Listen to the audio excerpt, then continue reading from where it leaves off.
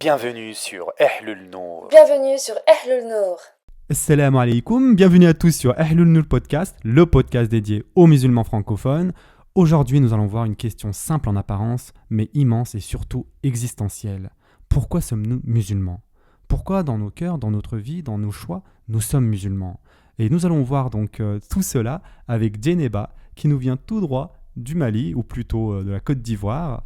Assalamu alaikum Djeneba, comment vas-tu ? Wa alaykoum salam, je me porte très très bien et vous-même ?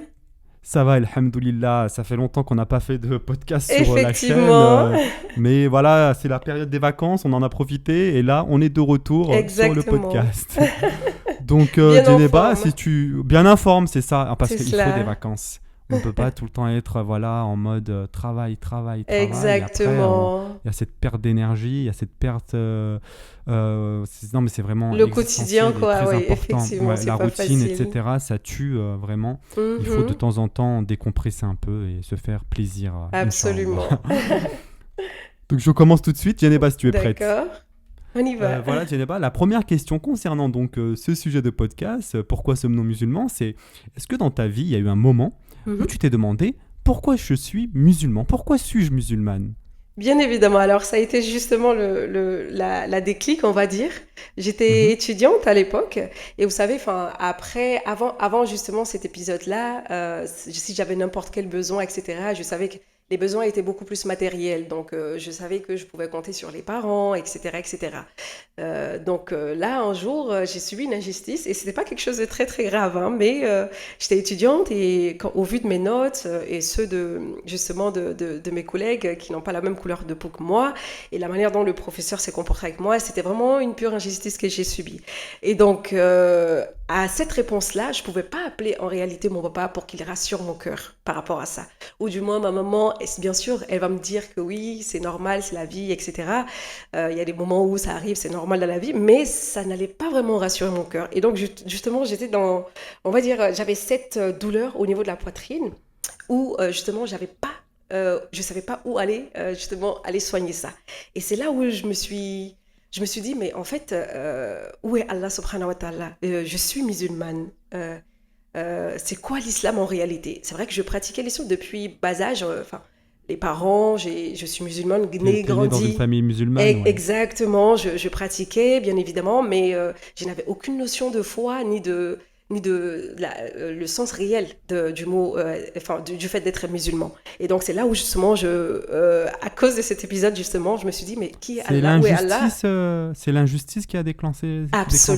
Absolument. Je me rappelle, je pleurais quand j'étais dans le bus en quittant l'université pour aller chez moi, tout en larmes, et je suis rentrée à la maison. Et parce que je dirais que, alhamdoulilah, de mon enfance, je dirais que j'ai vécu une enfance vraiment très, très heureuse. Et donc, j'avais jamais réellement subi ce type d'injustice-là. Et là, j'étais face à moi-même, dans un autre pays qui n'était pas le mien, loin de mes parents, etc. Et donc, il fallait que j'affronte ça tout seul. Et c'est là où je me suis justement... on dirait que c'est vraiment le moment où j'ai eu le déclic dans ma vie en réalité, de savoir que la vie n'est pas rose et qu'en réalité, il y a un sens à tout cela. Et c'est là où je me suis posé la question, mais je suis musulmane, pourquoi il y a cette injustice-là alors que Allah est bon ? Pourquoi qui est Allah, qui est le prophète Mohammed sallallahu alayhi wa sallam ? Et justement, c'est ce qui m'a poussée justement dans ma recherche au niveau de l'islam, de ma religion, de ma foi. Donc c'est ça qui a permis de te remettre en question au niveau de ta foi. Absolument. Et c'est ça qui t'a ramené vers elle ? Exactement. C'est vraiment ça qui a été le déclic de tout et qui m'a permis justement d'aller vraiment chercher. Je me suis dit, il faut que je lise le Coran, il faut que je fasse ci, je fasse ça. Et ça coïncidait justement avec les vacances scolaires et il fallait que je fasse un petit stage de 2 à 3 semaines. Et pareil, quand je partais au stage, j'étais dans le train et jusqu'à aujourd'hui, j'ai cela en mémoire. J'avais un haut qui était vert et donc je partais sur le chantier et j'étais là, je regarde la nature, je me pose des questions, etc. Et c'est vraiment là où je suis partie directement sur Internet pour voir le Coran un peu, commencer à lire un peu. Mais je me suis dit qu'il faut que j'aille en profondeur de ça. Et donc après, quand je suis partie à Paris, j'ai pris un Coran à la maison auprès de mon papa en français et c'est là où justement tout a commencé. Donc bien évidemment, oui, je me suis posé cette question-là. Et alhamdoulilah, elle a pu me guider à travers justement les enseignements de l'islam et la sunna prophétique. Alhamdulillah. Et selon toi, en quoi la foi, justement, est-elle une réponse aux grandes questions existentielles comme qui suis-je, d'où je viens et où je vais ? Oui, alors, moi, la foi, je dirais aujourd'hui, je ne sais pas ce que je serais devenue sans la foi. Donc, la foi m'a permis d'être rassurée, d'être guidée et surtout d'avoir une paix dans mon cœur. Donc, pour répondre aux questions, qui suis-je? Déjà, les six piliers de la foi, c'est de croire en Allah, en ses anges, en ses livres, de croire à ses prophètes, au jour dernier et au destin. Et donc, quand tu cumules un tout petit peu tout cela, et que tu vas à la recherche justement de la réponse de ces questions-là, dans le Coran, Allah subhanahu wa ta'ala nous dit que dans la sourate Al-Dariyat, je n'ai créé les hommes et les djinns que pour qu'ils m'adorent. Donc nous sommes une créature d'Allah subhanahu wa ta'ala. Et on peut encore plus développer ce côté-là. Ensuite, pour la deuxième question, alors ça me rappelle la sourate Al-Araf. Donc quand Allah subhanahu wa ta'ala nous dit dans le Coran, quand ton Seigneur tira une descendance des reins des fils d'Adam et les fit témoigner sur eux-mêmes, ne suis-je pas votre Seigneur? Mais si, nous en témoignons, afin que vous ne disiez point au jour de la résurrection, vraiment, nous n'y avons pas fait attention. Et dans ce verset-là, on voit tout de suite que d'où nous venons. Et nous avons été tirés des reins d'Adam. C'est-à-dire que dans le Coran, Allah nous dit il dit qu'il est capable de réformer le bout de leurs doigts. Et là, moi, je fais, en tout cas de ma compréhension, je fais l'allusion à l'empreinte. C'est-à-dire qu'on est unique. C'est bien ça, oui. On est unique, en fait, dans cette vie-là. Et quand on se pose la question, qui suis-je, pourquoi? C'est là où tu te rends question. En fait, tu as été une volonté exercée d'Allah subhanahu wa ta'ala. C'est-à-dire que tu n'es pas dans ce monde pour rien. Tu es là pour un but précis. Et où tu vas, le verset répond bien évidemment à cela. C'est le jour de la résurrection. Il y a une vie après cette mort. Et donc, il faut la préparer également. Et donc, en réalité, qui suis-je? Je suis une créature d'Allah subhanahu wa ta'ala. Allah a voulu que je sois sur cette terre-là. J'aurais pu être complètement autre chose. Et donc, je suis humaine, alhamdulillah. Et ensuite, qu'est-ce que je fais? La vie réelle, la deuxième question, d'où je viens? On vient justement de notre père Adam. Et tout ça, ça découle justement de cette suite qui est logique. Et où on va? Et ça, c'est le jour de la résurrection. Et la foi nous apprend tout ça dans ces 6 piliers. C'est très bien expliqué. En effet, comme tu as dit, nous avons déjà témoigné de la grandeur d'Allah Azza wa Jal. Et nous avons déjà accepté Allah Azza wa Jal. Exactement. Et c'est pour cela qu'Allah Azza wa Jal nous dit que nous ne pourrons pas dire que nous n'avons pas été prévenus. Parce qu'on l'a déjà fait en fait. Exactement. On l'a déjà fait en tant que ruh. Et c'est très bien que tu aies parlé de ce point très important. Et où nous allons, c'est exactement ça en fait. La vie dans l'au-delà, l'akhira. La vie sur Terre n'est qu'un test, n'est qu'une épreuve. Et comme tu l'as déjà dit, je n'ai créé les djinns et les hommes que pour qu'ils m'adorent, comme Allah Azza wa Jal dit dans le Coran. Absolument. Et je voulais justement que pour qu'ils ne m'adorent. Alors l'adoration, c'est pas uniquement les 5 prières quotidiennes, mais surtout de vivre en fait cette vie ici-bas également, parce que on arrive à acquérir la vie de l'au-delà en vivant dans cette vie ici-bas. Donc il faut profiter de cette vie ici-bas, mais dans les limites justement de la sunna et de l'islam. De ce qui est halal. Exactement. Donc de ce qui est licite. Voilà. Effectivement, en fait, on n'a pas besoin de... on peut profiter de la vie aussi. C'est un point très important que tu as souligné. Oui, on n'est pas obligé de vivre vraiment comme des gens qui vivent en recul de la société, etc. Non, on peut profiter de la vie dans les moyens que l'on dispose, bien sûr. Si on a d'énormes revenus, on peut vivre en fonction de nos revenus. C'est un point très important, en fait. Celui qui touche, 100K à l'année et celui qui touche 30K à l'année, bien évidemment qu'ils ne vont pas avoir le même niveau de vie. Absolument, absolument. Et ça, c'est un point très important. En islam, on a le droit de profiter de la vie, en fait. Tout à fait. Qu'on reste dans le cadre licite. Tout à fait, c'est un point très important. Absolument, absolument. Et parmi nous, du coup, s'il y a des honorés, des graciés, bien évidemment, c'est qui atteignent la station de Zoud et qui arrivent à vivre en exclusion de la société et qui n'ont que but pour adorer Allah subhanahu wa ta'ala. Alhamdulillah, ça c'est une grâce divine. Et en tout cas, j'espère qu'Allah, Inch'Allah, nous guidera vers ça avant de rendre l'âme. C'est la meilleure, je dirais que c'est la meilleure des fins, je dirais. Et tu sais, dans la société et dans notre communauté, parfois, dès qu'on se pose un peu trop de questions, c'est mal vu. Par exemple, si on se pose la question « Pourquoi je suis musulman ?» Est-ce que, pour toi, cela est une preuve de foi plutôt que de doute? Alors moi, je dirais que c'est tout à fait normal de se poser cette question-là. Mais plutôt, pour répondre à la question, c'est plutôt, moi je dirais que c'est plutôt une guidance. C'est surtout de la guidance de la part d'Allah subhanahu wa ta'ala. Vous savez, c'est pas tout le monde qui arrive justement à se remettre en question. Il y a des gens qui sont beaucoup plus attirés en fait par justement le train-train de la vie quotidienne ainsi que toute cette médiatisation au niveau justement, le monde actuel, tout simplement. On se laisse attirer par le monde actuel et c'est rare de pouvoir en tout cas s'asseoir et se poser cette question. Et si on arrive à se poser cette question-là et qu'on est sincère et qu'on va à la recherche de ça, Allah nous guide forcément. Et dans le hadith de Bukhari, Allah l'a dit, vous allez terminer le hadith pour moi, et de mémoire en tout cas, lorsque Allah subhanahu wa ta'ala nous dit que lorsque mon serviteur s'approche de moi d'un empan, je me rapproche de lui d'un coudé. Et lorsqu'il se rapproche de moi d'un coudé, je me rapproche de lui d'une brasse. Et lorsqu'il se rapproche de moi d'une brasse, je me rapproche de lui encore avec plus d'empressement.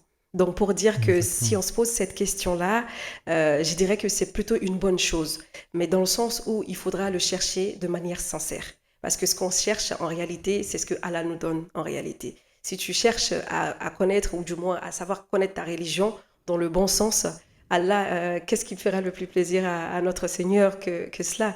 Et donc voilà, bien évidemment, par sa miséricorde, il nous guide. Donc je dirais que c'est quelque chose qui est normal, mais il ne faut pas rester sur cette question-là. Il faut aller chercher. Il faut aller chercher, il faut pousser. En fait, ce que Djeneba veut dire, si j'ai bien compris, c'est que certaines personnes peuvent passer toute leur vie, vraiment toute leur vie, sans se poser la question « Pourquoi je suis musulman ?» Absolument, malheureusement. Et ça, c'est quand même quelque chose de très grave. Et il faut vraiment savoir pourquoi on est musulman. C'est quoi notre but, qu'est-ce qu'on doit faire en tant que musulman, etc. Nos droits, nos devoirs. Et c'est ça, en fait, qui est très important.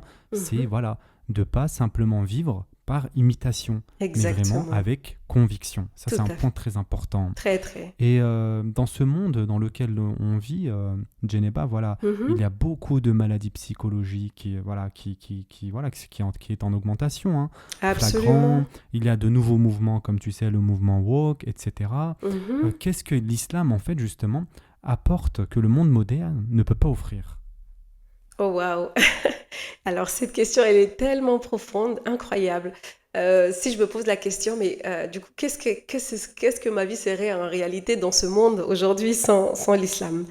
Bon, pour répondre à la question, moi, je dirais que l'islam apporte un sens à la vie en réalité.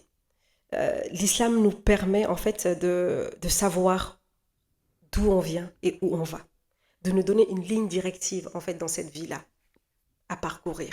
Parce que si on te laisse, en fait, on va dire, engrainer par cette vie mondaine, avec tout ce qui touche tout le temps, les choses changent. Tout le temps, les choses changent.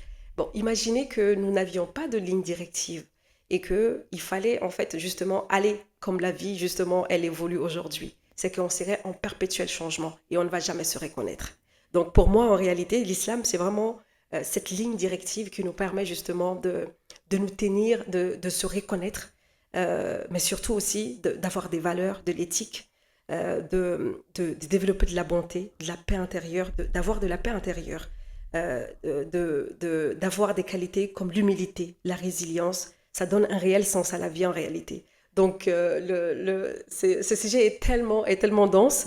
Donc, pour répondre en vrai à la question, c'est vraiment que l'islam offre tout ce que la vie mondaine aujourd'hui ne peut t'offrir en réalité. Parce que l'une tire beaucoup plus vers l'ostentation, vers le fait de faire plaisir, le fait de se montrer, le fait de valoir, de prétendre être le mieux, de montrer en fait, et de faire plaisir aux autres, de vivre aux yeux des autres. Alors que l'islam, tout au contraire, nous enseigne justement de chercher en fait uniquement la face d'Allah subhanahu wa ta'ala, de ne plaire qu'Allah. Et ça, en fait, à la recherche, donc quand on est sur ces deux voies qui sont assez distinctes et que on arrive à percer, à grandir notre foi et à aller dans le sens de l'islam, en fait, peu importe ce qui se passe autour en réalité, parce qu'on est sur une ligne directe et on sait déjà en fait vers quoi on tend. Donc l'islam donne un sens à la vie, à mon sens. Sans l'islam, je ne sais pas ce que ma vie serait aujourd'hui. Ces épreuves que j'ai pu traverser, vraiment, je veux dire que même cette bonté que j'ai quand même pu, parce que je dirais que la plupart de toutes les âmes sont bonnes de base, Et c'est la société après qui font que vraiment avec la vie, etc., les gens arrivent justement à se contenir ou à être encore plus généreux. Et donc, cette générosité que l'islam a développée en moi, qui me donne un bonheur qui est inexplicable. Je dirais que voilà, bon, je ne saurais en fait en réalité dire aujourd'hui qu'est-ce que serait ma vie sans l'islam. C'est plutôt ça. Effectivement, sans l'islam, en fait, on est quoi? On est confronté à une vie capitaliste, dans Absolument. une société de consommation, Tout où à fait. plus rien n'a de valeur, il n'y a plus d'éthique, Absolument. voilà, où on vit dans un monde où de petits-enfants meurent, et tout le monde, en fait, s'en fiche. Ouais. Où il y a des femmes qui se font assassiner, et ce n'est plus un problème.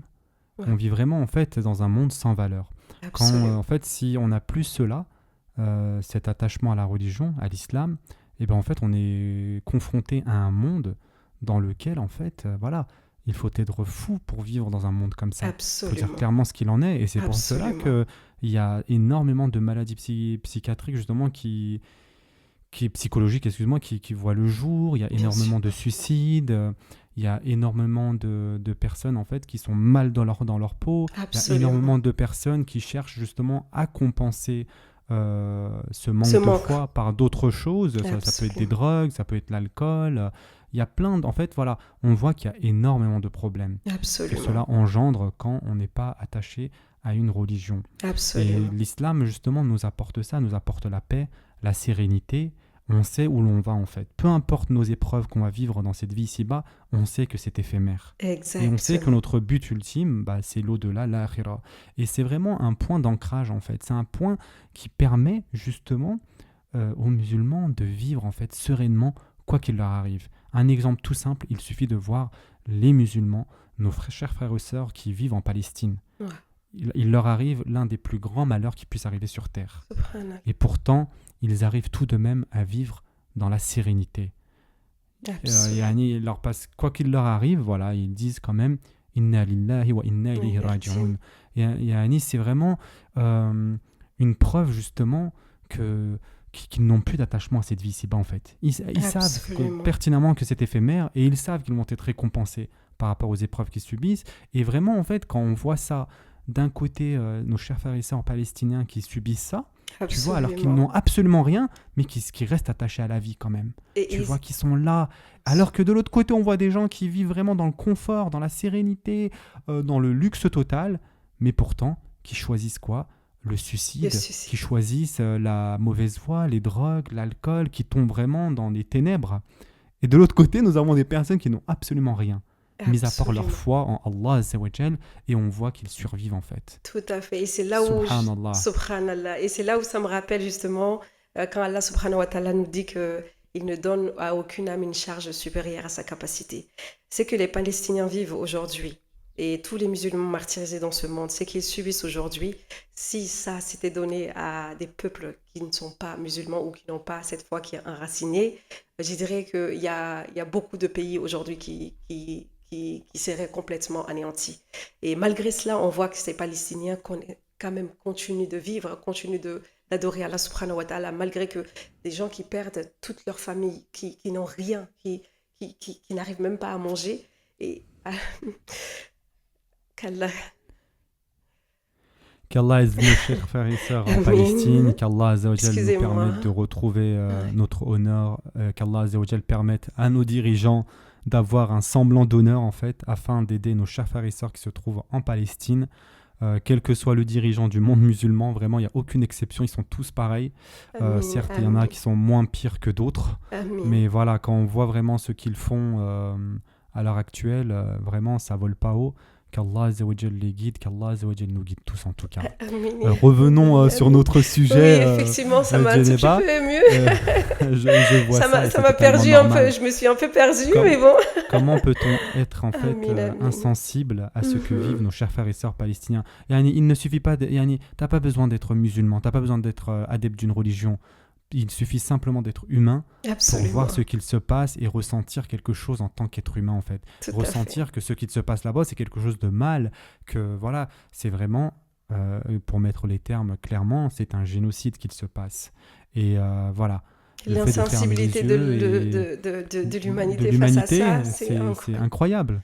C'est Ah, incroyable. Et voilà, on voit que ce monde qu'on nous a vendu, tu vois, le monde justement après la Seconde Guerre bien mondiale, sûr, la création des Nations Unies, etc., bah, en fait, c'était que du fake. Bah, ça n'a aucune valeur, en fait. Quand il absolument, s'agit d'un régime sioniste, terroriste d'ailleurs, eh ben, on voit qu'il ne se passe rien.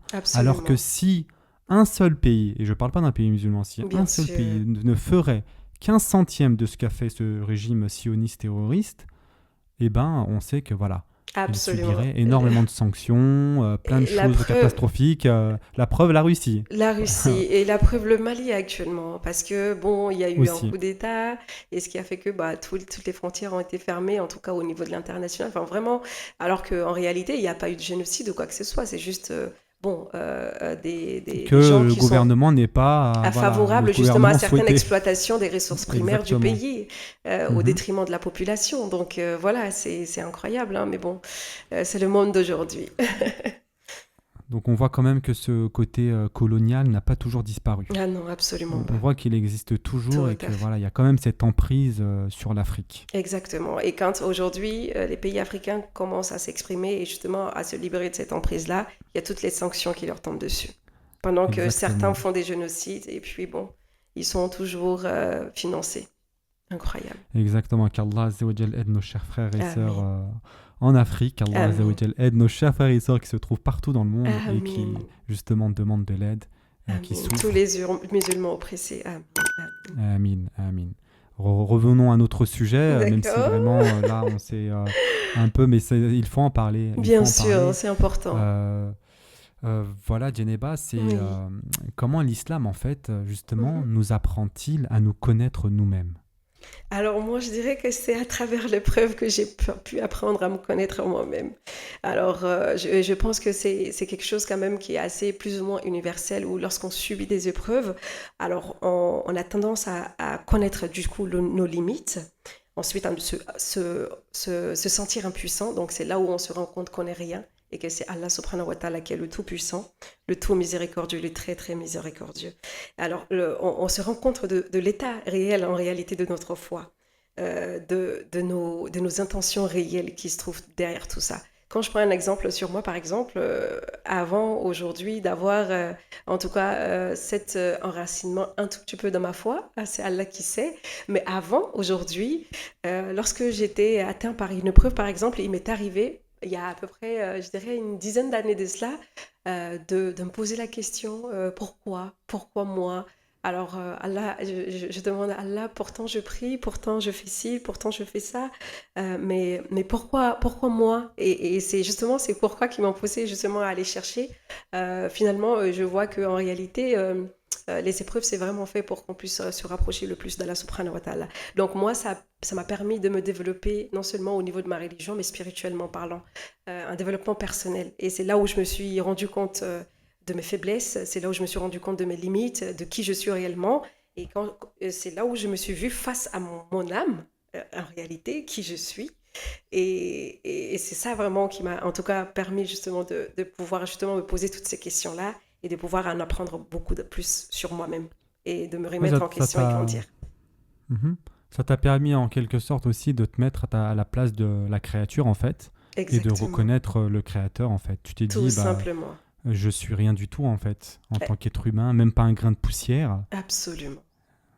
Et C'est que très c'est important, oui. absolument, absolument. Donc là, j'en apprends sur moi, j'en apprends sur ma petitesse, entre guillemets, et vraiment et c'est là où après ça, en fait, on devient si résilient et ça fait agrandir notre foi parce qu'on se dit, subhanallah, je ne suis rien, je ne suis rien. Et c'est là où on reconnaît la puissance d'Allah subhanahu wa ta'ala. Subhanallah. Oui. Et comme tu sais, Djeneba, voilà, Mhm. on nous vend souvent ce rêve, en fait, que l'homme moderne, justement, se définit souvent par la liberté individuelle. Voilà, on est Oui, libre de faire ce qu'on veut, etc. oui. Mais cependant, comment l'islam nous libère-t-il réellement? Alors, je dirais que on vient de tout de suite aborder un tout petit peu le sujet.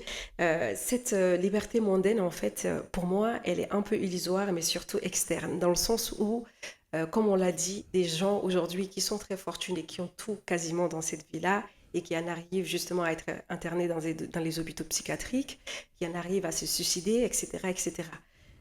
Donc, en réalité, ça, c'est pas la définition de la liberté. La liberté, c'est vraiment d'avoir en fait cette paix dans le cœur. C'est d'être libre en fait. Et c'est ça vraiment la liberté. Quand on a la paix dans le cœur, on est libre, on se sent libre. Et rien ne peut apporter ça que si ce n'est vraiment la foi et l'islam. Donc je dirais que l'islam m'offre en tout cas une liberté qui est vraiment réelle, qui est dans mon cœur.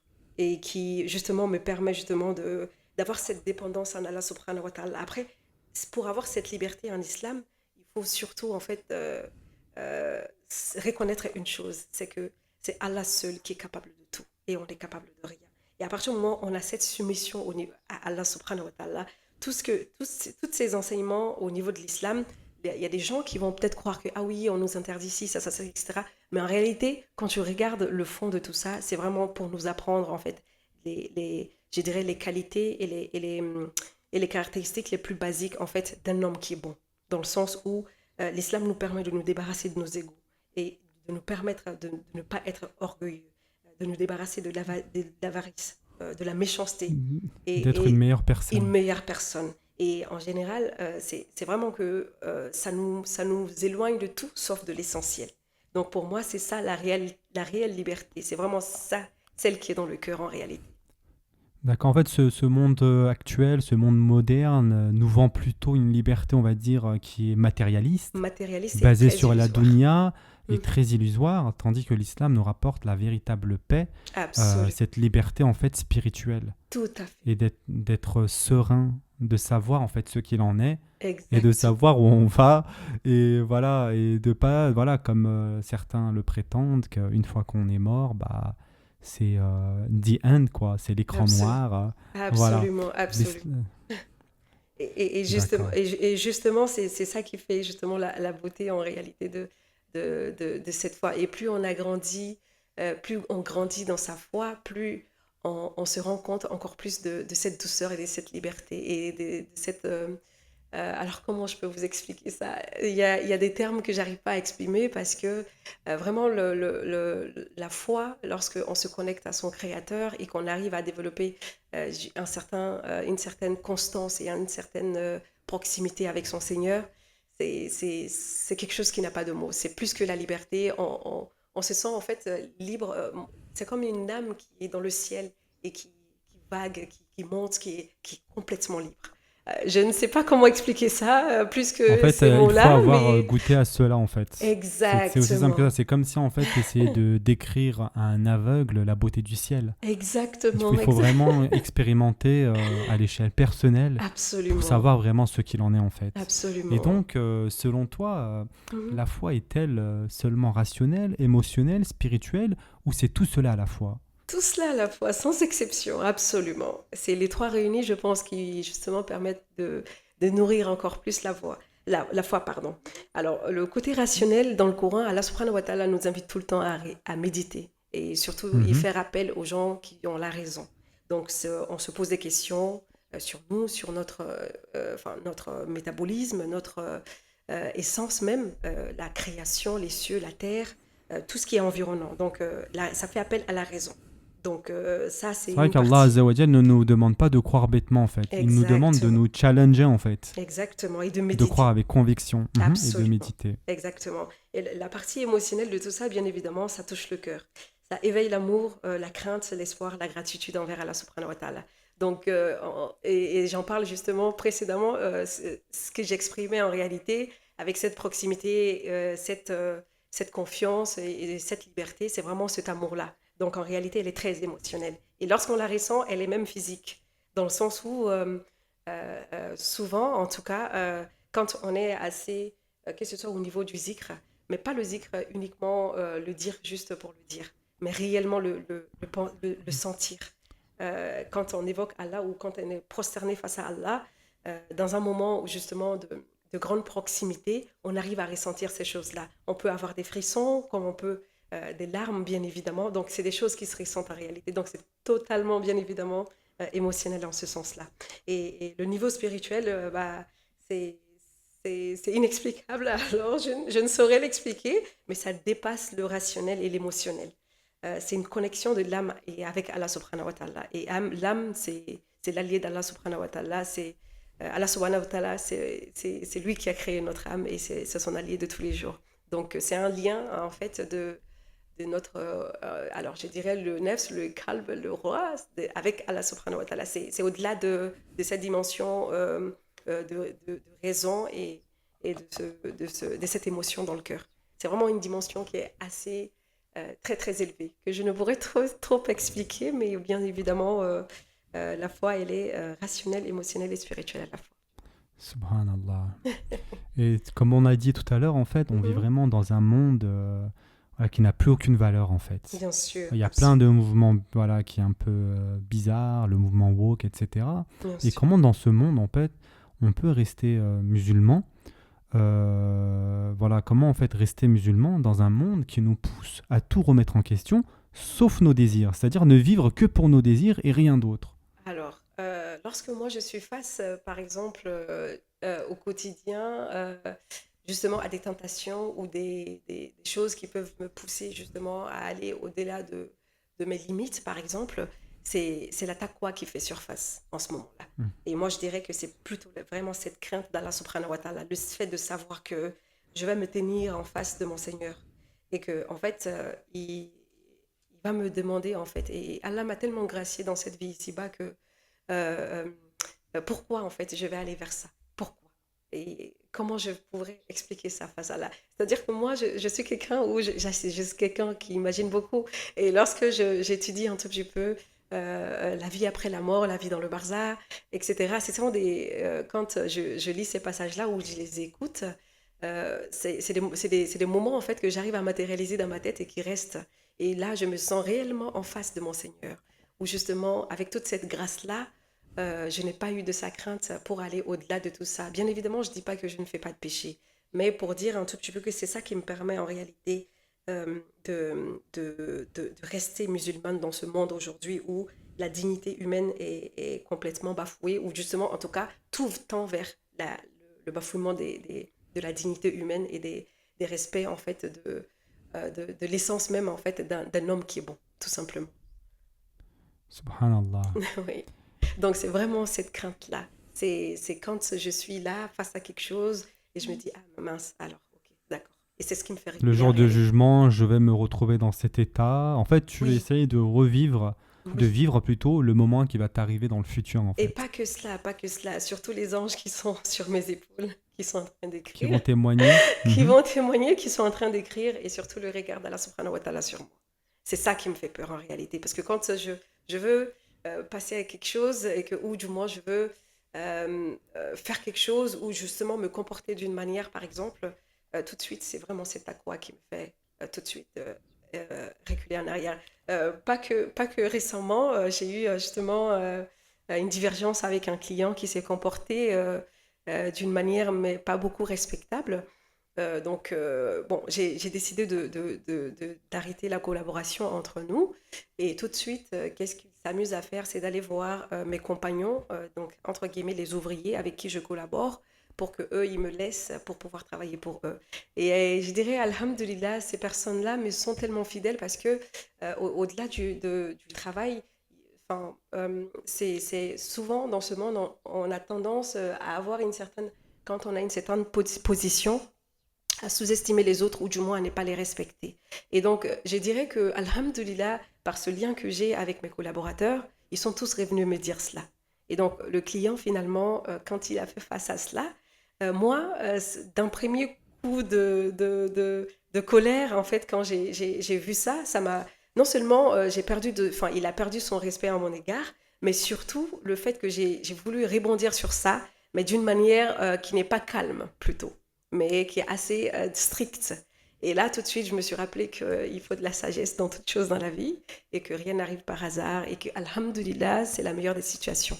Et donc, je dirais que voilà, donc c'est plutôt ce rappel d'Allah subhanahu wa ta'ala et sa crainte qui me font vraiment me remettre en question et du coup réfléchir avant d'agir. C'est un point, oui, très important que tu viens de signaler, c'est vraiment de Mhm. pouvoir garder son sang-froid Mhm, dans les exactement. moments de colère, en fait.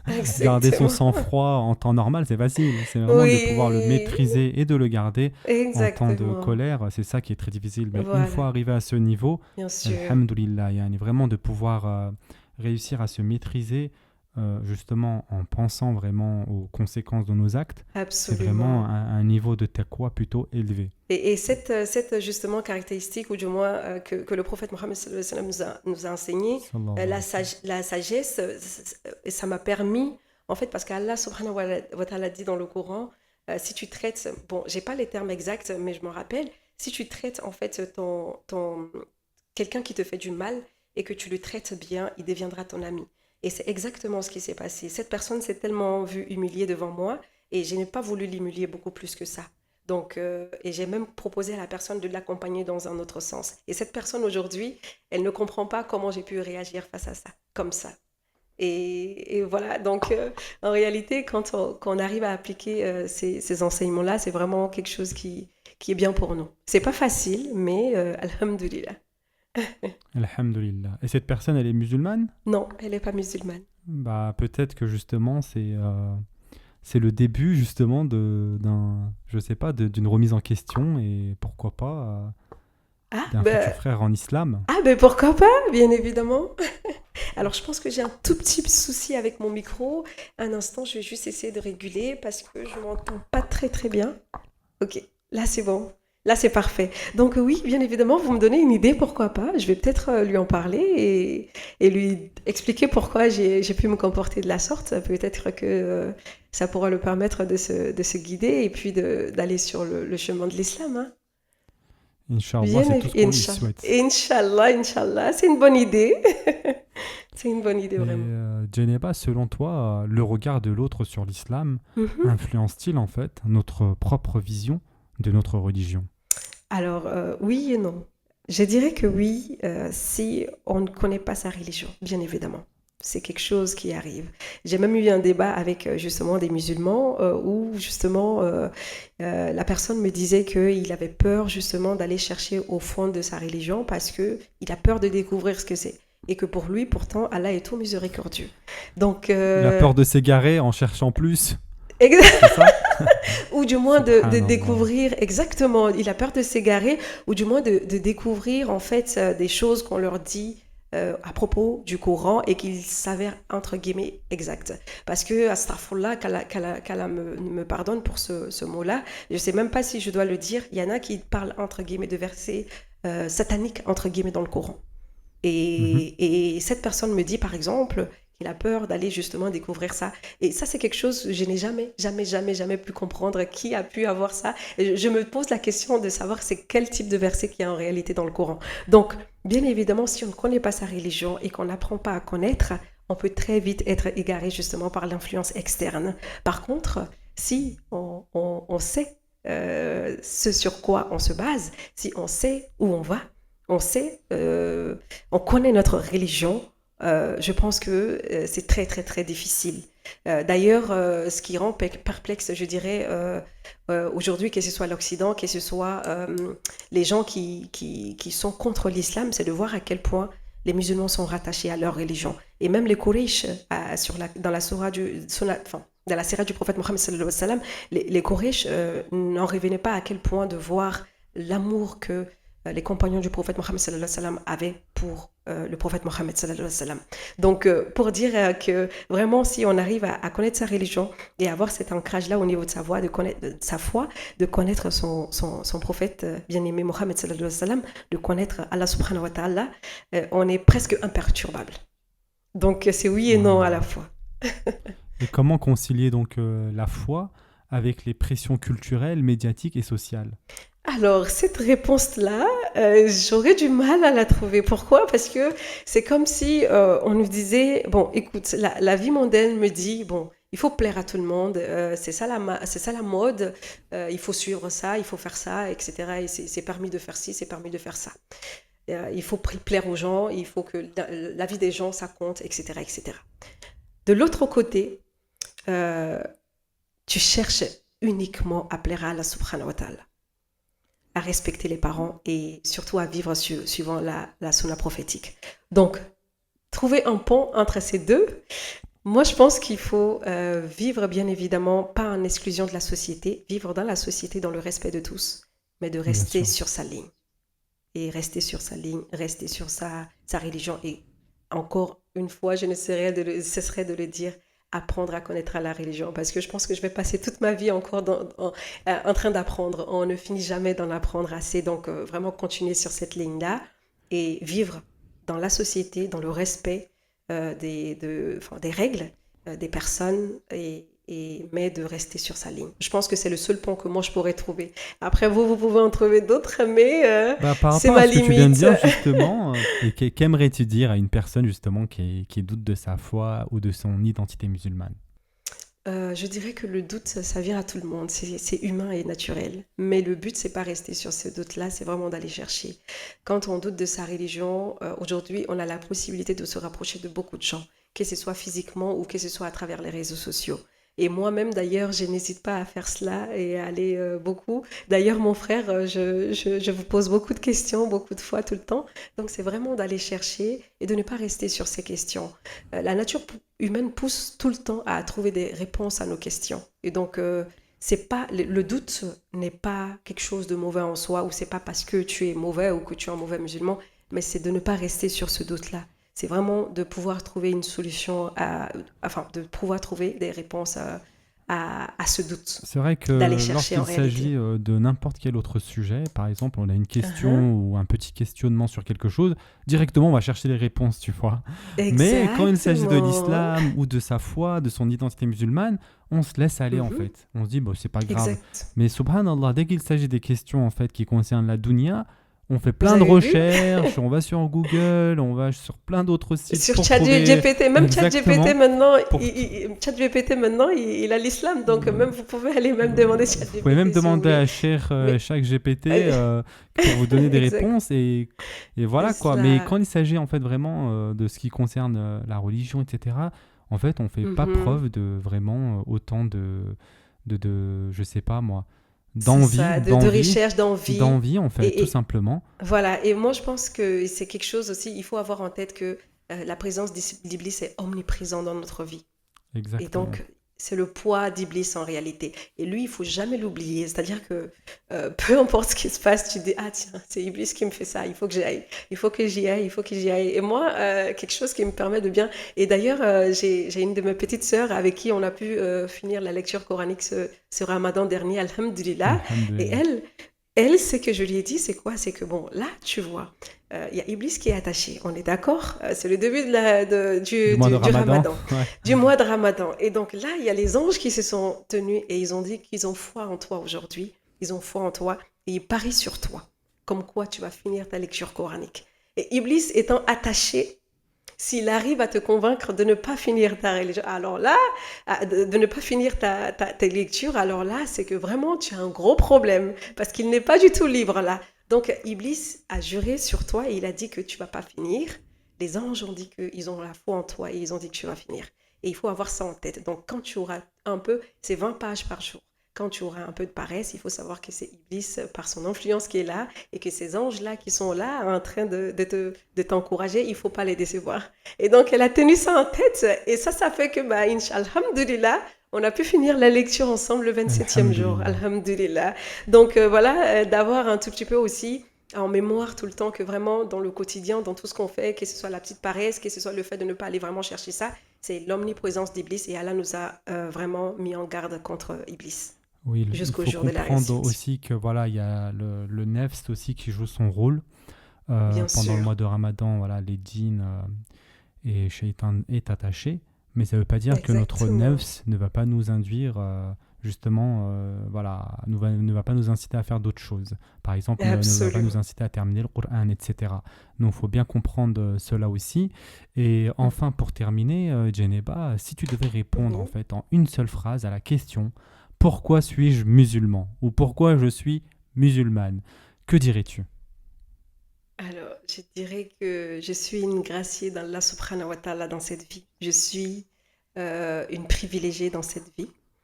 Et qu'Allah fasse de nous tous des privilégiés dans l'au-delà et qu'on puisse se tenir à côté de notre bien-aimé prophète Mohammed sallallahu alayhi wa sallam, Amin. sous l'ombre d'Allah le jour où il n'y aura d'ombre que la sienne. Amin. Amin. Donc je me sens très très chanceuse, vraiment. Pourquoi je suis musulmane, c'est une grâce pour moi. C'est une grâce et alhamdoulilah, Allah m'a guidée pour justement me rendre compte de cette grâce-là. Et donc qu'Allah nous guide tous. Vraiment, Amin. c'est tout ce que je peux dire. Amin. Ça sera tout pour ce Amin. podcast d'aujourd'hui. Je vous invite Mhm. vraiment à nous suivre sur les différentes plateformes de podcast. On est vraiment présent de partout. Je vous invite aussi à nous suivre sur Instagram et YouTube. Voilà, n'hésitez surtout pas à laisser un commentaire, à laisser un pouce bleu, etc. Cela permet donc à l'algorithme de mieux nous référencer et ainsi d'avoir plus de visibilité pour les autres personnes. En tout cas, voilà, c'était un sujet très important. Merci à Djeneba pour sa présence. Merci à vous C'est surtout. vraiment très Merci. important C'est un d'avoir honneur, pu toujours échanger. un honneur. Alhamdulillah, c'est réciproque. Donc voilà, n'hésitez surtout pas à nous suivre et pour d'autres sujets bien plus importants, Inch'Allah. Assalamu alaikum.